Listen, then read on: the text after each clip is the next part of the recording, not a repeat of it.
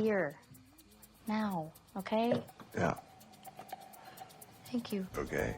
Welcome back to the White Lotus, folks, where rich people have terrible vacations and the staff is literally just trying to survive the day. The third season of Mike White's HBO dramedy takes us to beautiful Thailand and a stunning beachfront White Lotus resort. This season of the White Lotus introduces us to a new batch of rich vacationers, the staff who take care of them, and a couple of familiar faces return as well. Now, before we start talking about the actual plot of the White Lotus, I don't know if you looked this up, Sarah Mars, but I did investigate the actual location that they filmed this new season in. It's Four Season Koh Samui, I believe, in Thailand. And if you go to the website, you can actually see the actual room that Jason Isaac's character's family rents this season. Have you looked this up by any chance yourself, or? I haven't yet because I want to see the White Lotus, not the Four Seasons. Okay. And I think they've filmed at Four Seasons every year now. I think Maui and Sicily were also. So I think they have some kind of back-end product placement with Four Seasons. It is true that every time they film, the tourism explodes in that region, at that location. So, but anyway, I looked it up. It is possible to get the exact room that the Ratliff family has this season. Any guesses as to what it costs? Just curious if you have a guess. I'm going to guess per night. I'm going to guess $12,500 a night.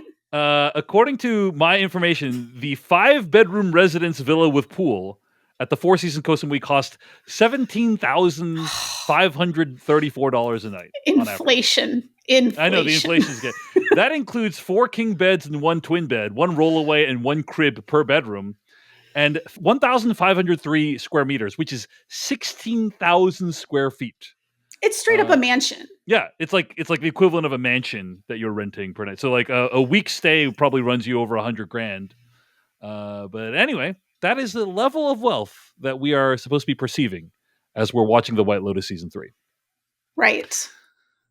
As is tradition with the White Lotus, the premiere episode teases violence and an unidentified body as a shooting takes place at the resort. Let's pause here for a moment. Sarah, I found this shooting to be probably the most upsetting out of the three White Lotus seasons, right? It was just, Go ahead. The first one, we didn't know that there was violence. Right. We only saw a coffin being loaded into a plane, and people die on vacation all the time of just, usually I think it's like cardiac stress because you're eating and drinking a lot and doing activities you wouldn't normally do. And so in the first season, we didn't know it was going to be a murder. And then the second season, I think now we know. And this one explicitly, you hear gunfire in the distance. And it was upsetting. I did find this one to be the most viscerally reactive within the first couple of minutes. I think because it is very, very clear that violence is happening. Yeah. And if you live in America, a mass shooting can take place basically at any time, at any place. So it obviously kind of evokes that imagery and those sounds. But first, before we find out who's dead or any of that stuff, we must spend a week with these mostly terrible people and the staff who don't deserve their shitty treatment. On the staff side, Belinda, played by Natasha Rothwell, is back on a work exchange to brush up her spa skills alongside the handsome and kind wellness expert Pornchai. There's also resort manager Fabian, played by Christian Friedel from Zone of Interest. That's where he's from. Okay.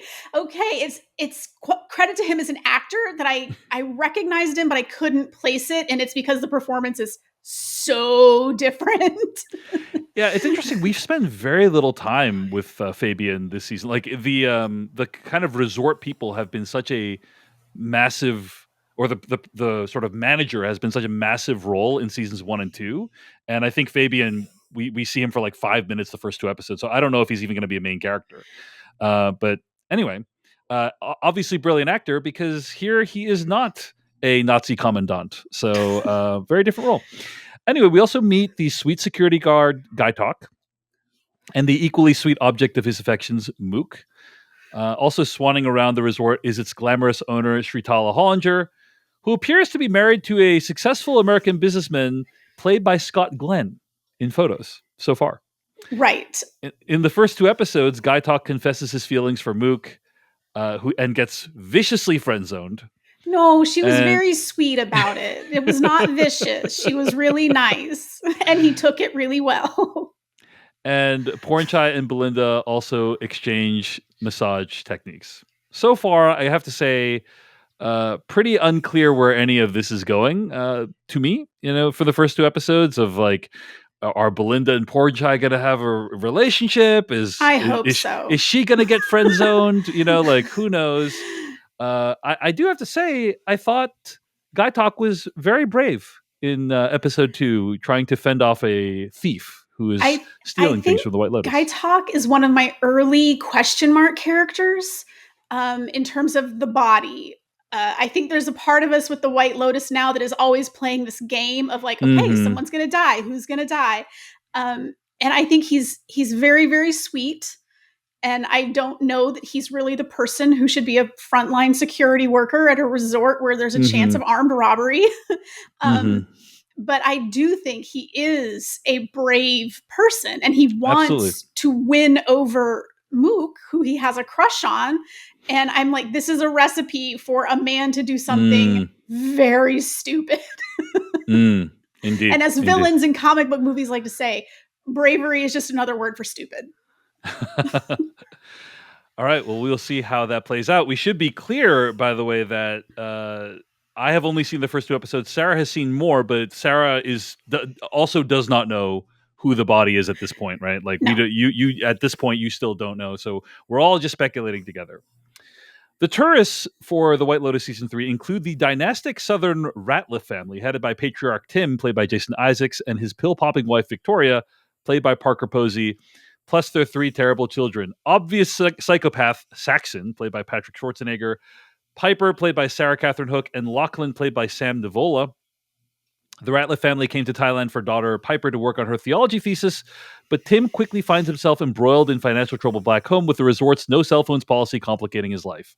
In the first 2 episodes, Tim's financial problems back home are mounting, and Saxon is wildly inappropriate about his siblings' sex lives. Let's talk.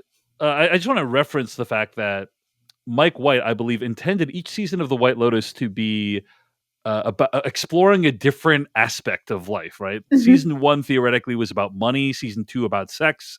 Season 3 will be about spirituality. Is the vision? We'll see how successful the show is at exploring these things. I think it's very specifically about how Western spirituality co-ops and corrupts Eastern spirituality. Yeah. Well, we will see how successful it is at landing that point. But this family, super compelling, and probably the most similar to the family in season 1, right? The I want to say the Mossbachers. Yes. Connie Britton, and Steve Zahn. I didn't really want the Mossbachers to die in a fire. If the Ratliff's mansion villa caught on fire and they all died, I would be like, the world is slightly better off. Yeah, they're pretty horrible, and I have to say, Patrick Schwarzenegger is amazing in this role. Like, he is so hateable. It's actually really remarkable how hateable he is. The casting and acting of this season, it has been good always. Yes. White Lotus from the jump, good casting, good acting. This season feels like absolute perfect matching of actor and character. Every actor is playing to their strengths, and the ones that we don't know very well, like the younger actors like Patrick Schwarzenegger, this is his first really big role. It's just like, I hope he's not like this. If you've seen it, he's so good at it. First of all, he was also in The Staircase. He's been, I think he's on Gen V, right, as well, and yeah, and he's very solid in those shows as well. And he's not like this. This is it's actually Sarah is like visibly relieved. But Saxon is super upsetting. It is interesting, like he's Arnold Schwarzenegger's son, and Arnold Schwarzenegger obviously has had his complications with women as well in the past. But yeah, I do want to call out Mike White writes and directs every episode of the White Lotus. And when we meet the Ratliffs on the boat traveling to the island, he has the 3 kids positioned together on a bench seat. Mm-hmm. And the styling of Saxon, which is Patrick Schwarzenegger's character, I think it is a deliberate reference to the Terminator. He's got these sunglasses that are very like 80s style, reflective. And I really did like that little touch, that I think there's a little bit of a nod. Whereas I think the rest of Saxon's styling on camera is very Kennedy-esque. I think they're really, he's a Kennedy grandkid. I think they're like really leaning on, or great grandkid or whatever. His mom is a Kennedy, Maria Shriver. And I think they're really like leaning on the legacy. And Sam Nivola is also a 2nd or 3rd generation actor. His parents are Emily Mortimer and Alessandro Nivola. And I do think these actors being, Nepo babies, or to put it nicer, legacy actors, has relevance with the themes of the season, especially with this family. I do not think that casting is coincidental. That we have legacy kids in this show. They nailed it. We have to talk about the fact that there is a new theme that has been introduced this season, and it is possibly one of the most upsetting ones, which is this season seems to be explicitly introducing incest as a concept. Saxon does not have healthy boundaries. Yeah. And he has, I think, Parker Posey, I mean, like, everybody's doing such a good job, but Parker Posey is nailing a specific kind of indulgent mother. Yes. Who raises a psychopath, and then when her kid kills someone in a drunk driving incident or something along those lines, is just like baffled at how it happened. I just don't know how this happened. And it's like, it's because you raised a terrible child with no boundaries. By the way, side note, did you see the Steven Soderbergh movie Presence? Yes. This show, White Lotus season 3, has multiple identical plot points with Presence. I don't know if you caught that. Like, there is the fact that the mom is super tolerant of her son's sociopathic ways. So it's kind of a similar mother-son dynamic, and also kind of like an incestuous component to that. And in Presence, there is also a business person who is doing illegal things. And so it's like, wow, this is like Presence V2. It's almost like there are certain elements in society that are just consistently cranking out the same problems over and over and over again. It's almost like if you're extremely wealthy, like the same issues may or may not persist. But anyway, Saxon thinks his sister is super hot and is fine being fully undressed, watching pornography and jacking off in front of his brother. His brother, who, by the way, is like 17, 18 years old. Yeah. And like who seems genuinely curious about Saxon's body. So, yeah. Not great. Not great. No, this is a terrible family. They clearly are hearkening back into the days of yore when dynastic wealth families would keep things within the family, when it comes to passing down their genes. I'm getting very strong Murdaugh vibes, which is, Alec Murdaugh and the family. The kid died on the boating accident with the son, and then the dad probably allegedly killed the mom and the son, and it just the whole thing. But the fact that they're from North Carolina, the Murdaughs, I believe, are in South Carolina. And it's that generational dynastic Southern wealth, which 99.99% of that does not come from good places. I'm really curious kind of where this is all going to go, but I have a feeling it's going to go somewhere upsetting. I mean, the thing is about the White Lotus, like, often it will hint at stuff that is more upsetting than actually happens on the show. Like, take the end of season 2, for instance. Remember when Megan Fahey's character, like, kind of takes a long walk with that other dude from the other couple, and it's like, they don't even explain what happened there. Like, so maybe we'll get some hints at incestuous erotica of some kind, and nothing actually happens on screen. Who knows? But like, I like that the show is trying to push the boundaries, and I think your supposition was that he's actively trying to get the show canceled. You said that to me. Like, Well, what? How do you feel about that? it's such a big swing. I don't think he really is. I think Mike White has fallen into the Adam Sandler trap of he's got a network that will give him seemingly infinite money to go somewhere beautiful and spend 6 months working on a show. But it does feel it is a very, very big swing. And it is, people are going from the jump. People are so uncomfortable with Saxon and his lack of boundaries with his siblings. And it is just so, it is genuinely upsetting. And Piper seems to be the only one who has even halfway of a sense of like lines are being crossed that should not be crossed.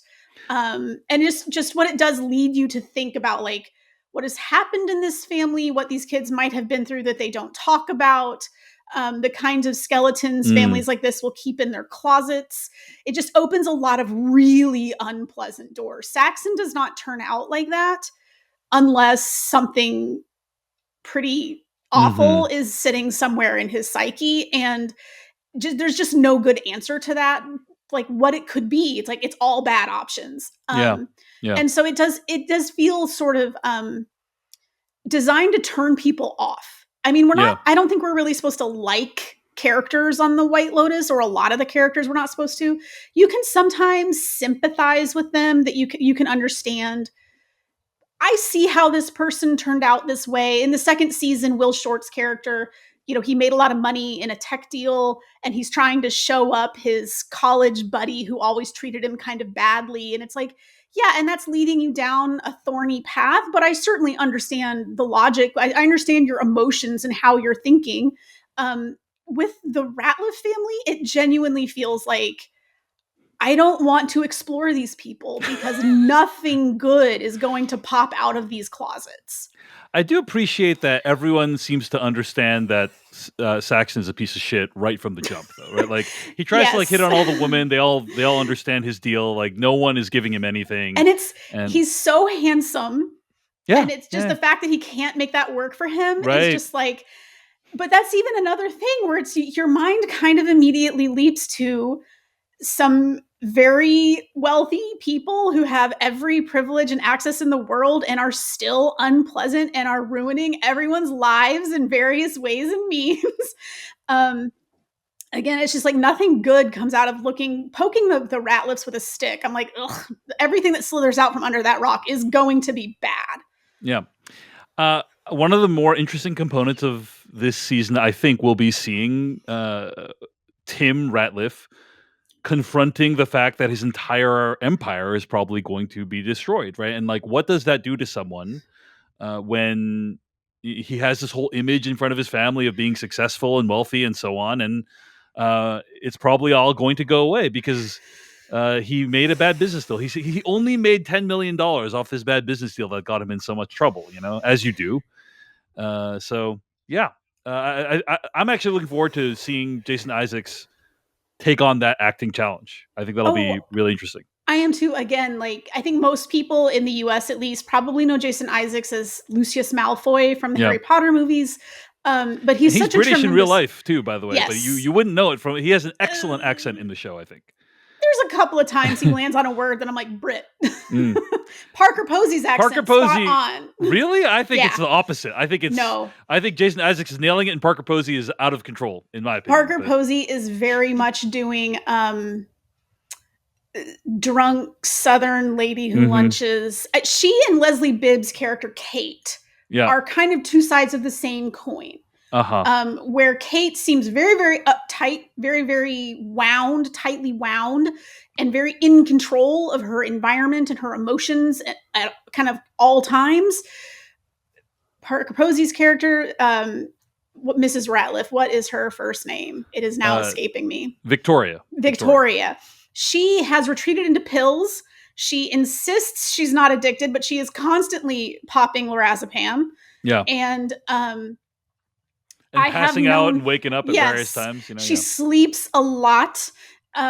And I know they're jet lagged or whatever, but generally, like, sleeping too much is not a good sign.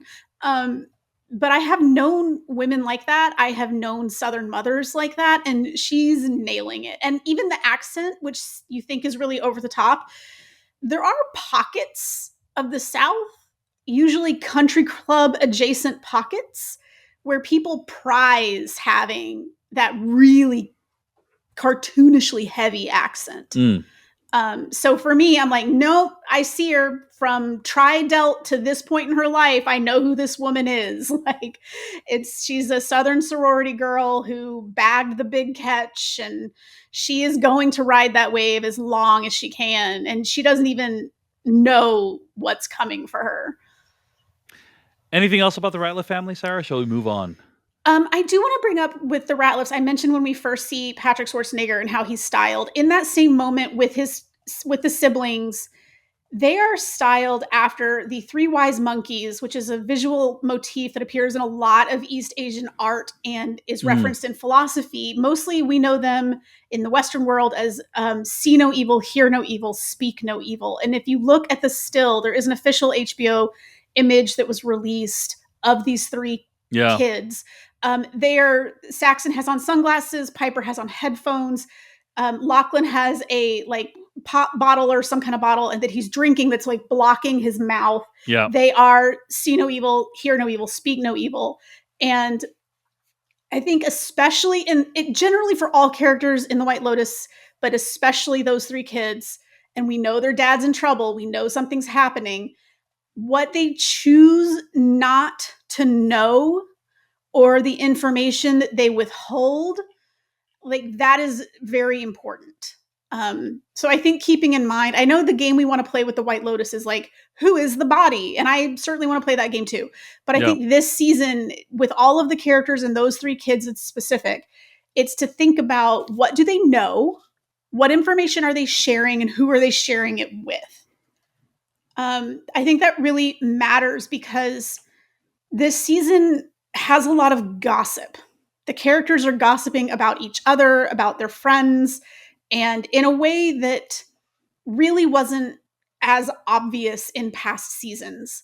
So I think that those three wise monkeys, that motif, it keeps coming back. There's a lot of cutaways to monkeys and trees, but there's also a lot of cutaways to artistic representations of monkeys. And I just keep an eye on the monkeys because I think they really relate thematically to what's happening on the show. Well, not to cheapen that great point, Sarah, but there is a theory that the monkey is a monkey did the shooting, right? This is a theory that is in online circles that and monkeys have terrorized humans in the past. It's a real thing that's occurred. You were not a fan of this theory, right? It's very silly. I mean, I think it's funny. It's like, oh, what if the monkey is the one doing the shooting? But it also implies, because we are introduced to the Thai spirituality of there is a uniting God spirit in everything. And we have these shrines and we leave offerings because the spirits are all around us and we are inviting them to be positive forces in our lives. And the monkeys maybe represent an element of chaos. I think it's super, super fun, but I think it lets the human characters off the hook. Yeah. Vulture wrote an article called "The Monkey Did It," and Nicholas Qua wrote, "Consider how Mike White consistently alluded to monkeys throughout the series. They reliably appear in the opening frescoes of all three seasons. Monkeys are the perfect symbol for the people of the White Lotus. They are silly, horny, fabulous, and intermittently violent creatures." End quote. So, did the monkey do it? We will see. I agree with you. It's probably more interesting if a creature that has free will in the sense that we normally think about it did it. But anyway, great call out of the monkey. On that note, by the way, Sarah Mars, I am curious if you had any thoughts on the new opening credits. I think the composer of the White Lotus generally does a great job. The person's name is Cristobal Tapia de Veer, I believe. And I think the opening credits themes for seasons 1 and 2 were excellent. Did not love season 3. Didn't know if you had any thoughts on the opening credits. I honestly didn't even fully clock that it's not a completely different theme. It's a variation on the same theme, right? It's just done in a different style.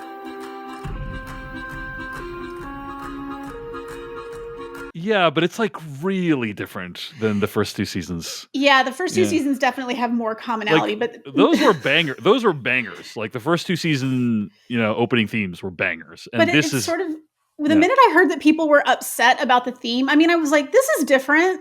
Okay." Yeah. But the minute I heard that people were upset about it, I'm like, Mike White just trying to get his show canceled, not giving the audience what they want.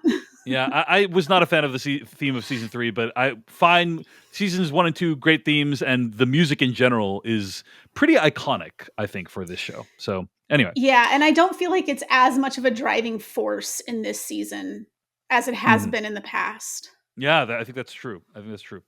All right, let's move on. Also vacationing are old high school pals Jacqueline, played by Michelle Monaghan, who's a successful TV actress. Her friend, who's some kind of lawyer, business lady of some kind, played by Carrie Coon. Her name is Lori. And a lady who lunches, Kate, who's played by Leslie Bibb. Jacqueline, Lori, and Kate have a horrible relationship built on gossiping about each other and letting childhood resentment simmer for decades.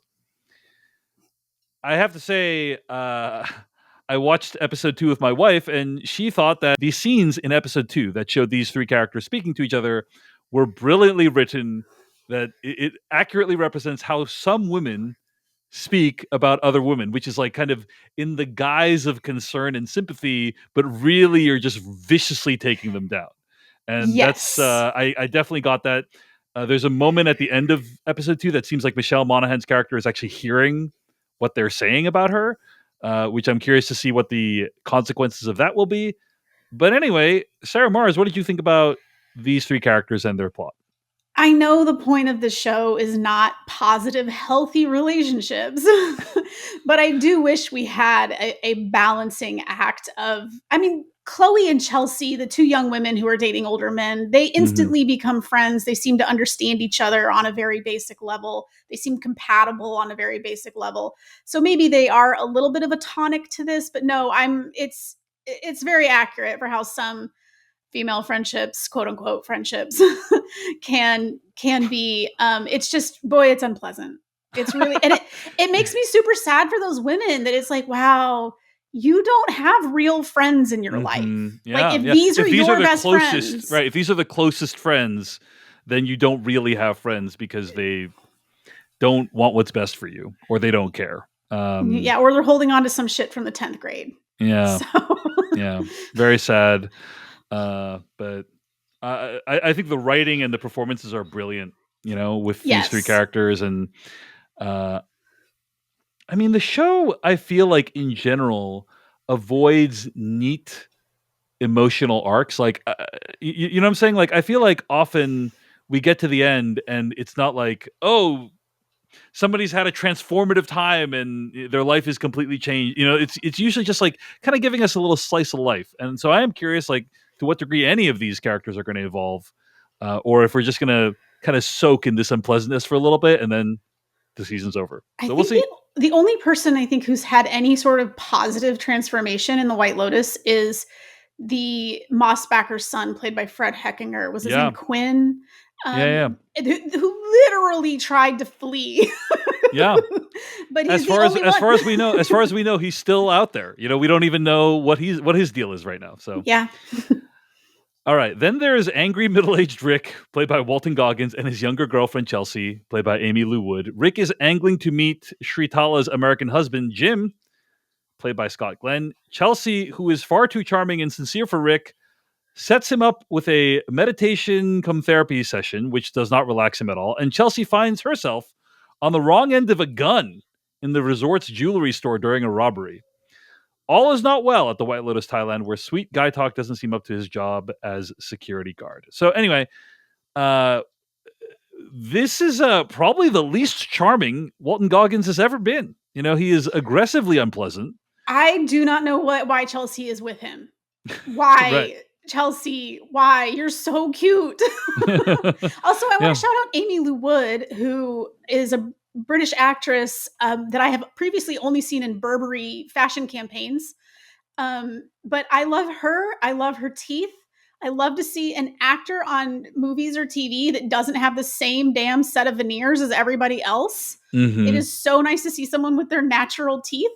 So, yeah, I really love Chelsea. I don't know why she's with Rick. He's so mean to her. But yeah, Walton Goggins, again, just like playing to all of his strengths.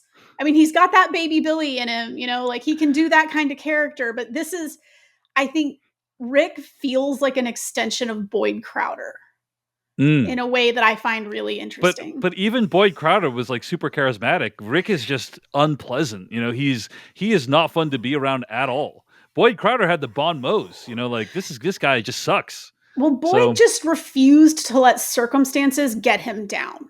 Mm-hmm. And Rick seems very defeated. Yeah. And we do learn in his little sort of meditation therapy session that he has a very kind of tragic backstory. His father died before he was born. Rick says he was murdered. And he's at the resort angling to meet Sritala's husband, who is played by Scott Glenn, revealed in photos, not on the show yet. Yeah. And there's some connection there. So obviously he's a man in a lot of spiritual pain. And he is completely resistant to anything that would alleviate that pain. And that's the connection with Boyd Crowder is more in Rick. I see if Boyd did not have that resilience, this is how he turns out. There are a lot of questions about why Rick wants to meet Scott Glenn's character so bad, right? Like, what is the deal there? Some people think he's an assassin. That doesn't really make much sense because he's pretty indiscreet as an assassin, if that's the case. Yeah. But who knows? Maybe he lied about his dad and Scott Glenn is his dad. I don't know. Do you have any theories that you don't know the answer to? I genuinely do not know. This is not me talking around having seen 4 episodes ahead. I genuinely do not know. The deal with Rick and Jim Hollinger and like all of it seems to be a third act reveal that has not, I don't know. I think whatever happened to his dad, I don't think Rick has been told the real or full story. I think what his mom told him. That's just your guessing. You're just guessing. That is me guessing. Yeah. My theory is his mom told him something he could believe, and that whatever is real is probably somehow worse than thinking your dad was murdered. And then it's like, well, what's worse than that? Which is, again, just a row of doors that nothing good comes out of. Yeah. Yeah. All right. There was this jewel heist at the White Lotus. I have to say, White Lotus appears to be a place where armed robbery and murders happen with some regularity. So I don't know if it's a place I'd want to stay. Don't know if it's a place I want to stay. That's why I don't want to like go on the Four Seasons website and look at the real, quote unquote, real. Is I want to live in this world of the White Lotus, where there can be an armed robbery at the lobby jewelry store, and I just want to stay in that fiction until it's over. And then I'll go look at the fancy stuff and be like, oh, what if?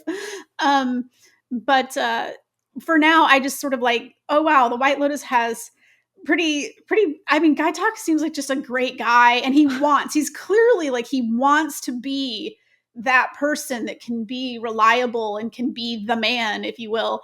I just do not think he's made of that stuff. And, part of that robbery scene is Valentin, the Russian wellness guru guy that is babysitting the Jacqueline and Lori and Kate. He's like assigned because the White Lotus Thailand is known for its wellness stuff. And so every guest group has they're like personally assigned wellness butler person. The Ratliffs have a very nice Australian woman named Pam that they treat just awfully. But Pam is going to be deposed someday and it will be very interesting. But the 3 women have this hot dude named Valentin, and just again, like, I don't know, but just watching that 100% he's in on the robbery. He distracted Guy Talk. Yeah, I guess that's right. Do you know that for a fact, or are you guessing? No, again, that is me guessing. You're speculating. I watched that scene, and my just immediate thought was, he's in on it. He distracted him so the car could blow through the security gate. All right. Well, we'll see if you're right. It's interesting also that this is like the second White Lotus season that has had some kind of robbery component to it, right? Like season 1 also had that, if I recall correctly. Yes. A little bit different, though, because in season 1, it was the Mossbacker friend who was like, oh, we're going to take this expensive piece of jewelry, and then you can pawn it, and that money will benefit you. And then that all just blows up in everybody's face. And this is more like, I'm going to say organized crime, not in a mafia sense, but in like there was a plan. The plan was executed. And it was specifically to break into this jewelry store. I do think it's interesting that Chelsea, who is one of my top 3 characters at this point, she did pick the snake bracelet. And I did find that interesting because I do think everything matters in the White Lotus. I think everything is relevant. I don't think anything is by accident or coincidence. The fact that she picked the snake. I was kind of Googling, like, what does the snake mean in the Zodiac? What does it mean in the Eastern Zodiac? Like, what does it mean in spirituality? Because obviously in the West, we're like, snakes are the serpent, they're the demon, it's the Garden of Eden, it's Satan. But what does that carry in the East? Like, what does it mean that Chelsea picked the snake bracelet? Because I do think that that is just a little insight into her. Indeed. Great call out. All right, Sarah Mars, there is one other plot line we got to talk about, and that is John Grease is back. Oh, no. He is a character that used to be Gary when he was with Tanya McQuad, and then now is called Greg, so he's changed his name. He's the widower of Tanya. We understand from season 2 that he was responsible in part for her assassination. In part? He masterminded her assassination. I mean, he didn't pull the trigger, you know? No, but he very clearly masterminded it. Yes, he masterminded her execution.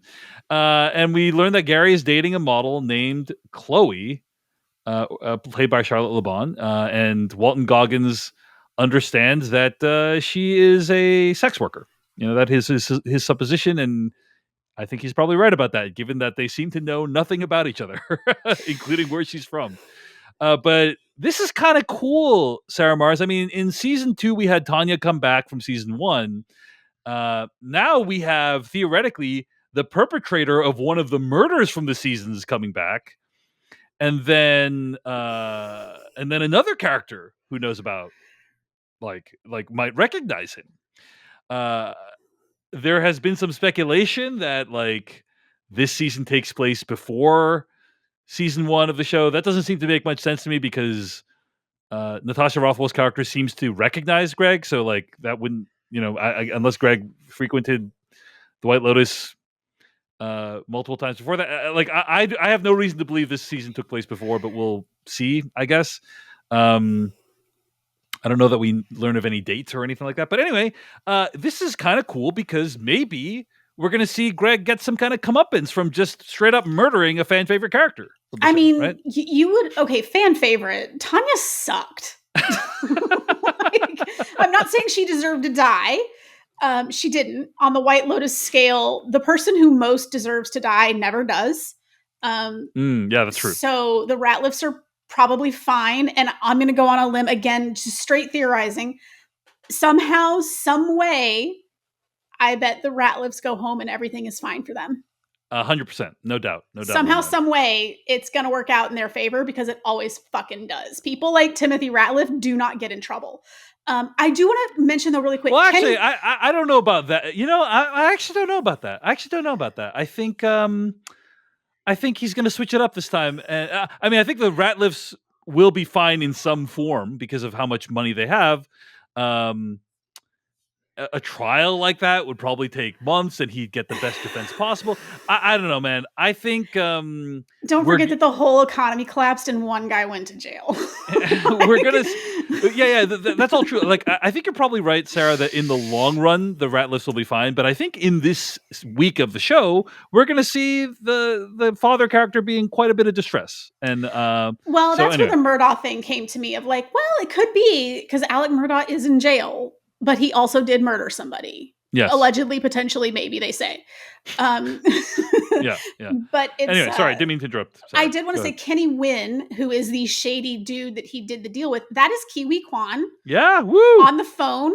Love in it. what is maybe his best role since winning an Oscar is being on the other end of a phone call in The White Lotus. He was pretty good in Loki. I have to say that. No, he was, but it's just frustrating that Hollywood does not know what to do with him. He's so charming. Love Hurts was not great. No. But yeah, I do think like this thing with Gary Gregg and maybe Belinda seeing him, noticing him, again, nothing's a coincidence. If she has a reaction, what do we learn from that reaction? Yeah. And it does kind of open a door of there might actually be consequences this time. Yeah. Because the previous 2 times, people just walked away from doing murder and there were no consequences for those people who did those murders. So maybe now, on a long enough timeline, that karmic swing happens and absolutely there will be some consequence. I would love to see it. Also, as for Jennifer Coolidge being a fan favorite, I mean, she won a shit ton of awards for that role. It was a great performance. Yes. But let's be very clear that Tanya wrecked Belinda. Yes. And it seems to have had I just assumed, I wasn't thinking about like, oh, the show is happening before, it's out of order or whatever. I just assumed this is after the events of Maui. Yeah. That was just my assumption starting episode 1. And it's Tanya. Belinda seems to be in a funk. She seems to be happy to be in a fresh location, doing something new out of her comfort zone. Like she seems like she's kind of trying to get a little bit of her mojo back. And so I take that as Tanya did a number on her, got her hopes up and crushed her in a way that has been difficult to rebound from. So no, Jennifer Coolidge is super, super fun and funny and everybody does love her and she gave a great performance, but let's just remember that Tanya sucks. Fair. Totally fair. Anyway, we'll see what happens. Hopefully Greg does get some comeuppance and I agree with you. That'd be lovely to see. It would be great. Anything else about episodes 1 and 2, Sarah Mars? I think it's hilarious that they keep stipulating that Jacqueline is a TV actress, which feels a little bit like, I was like, are we supposed to take this in the old school way of thinking where being on TV is lesser than being in the movies? Or is it in the new school of thinking where all of the prestige TV era, the prestige TV era, and she's on some White Lotus type show where she just wins Emmys constantly. And, you know, and she seems to be very successful. She's paying for this trip with her friends. Like, you know, they don't seem like they're too badly off themselves, but clearly she has more money than them. Yeah. But it is true that back in the day, you know, back when Mike White was coming up in the TV world, like being on TV was not considered as prestigious as it is today. Like even though financially it was often far more lucrative. Absolutely. And now it is not only, now it's probably less lucrative, but also many more people will see you on TV than they will in the movies. So anyway, yeah, that is pretty amusing. Anything else, Sarah, before we wrap up for today? I don't think so. I just think people got to keep watching the monkeys. Yeah. All right. We will see. This has been an absolute delight. So grateful that Sarah Mars reached out to me for us to discuss this show. Again, we will be discussing episodes 3 and 4, and then we'll either be doing 5 and 6 and then 7 and 8, or we'll be doing like the final 4 episodes in one batch. We'll see. But so glad we were able to make this work. Sarah Mars is the deputy editor and senior film critic at LaneyGossip.com. I'm David Chen.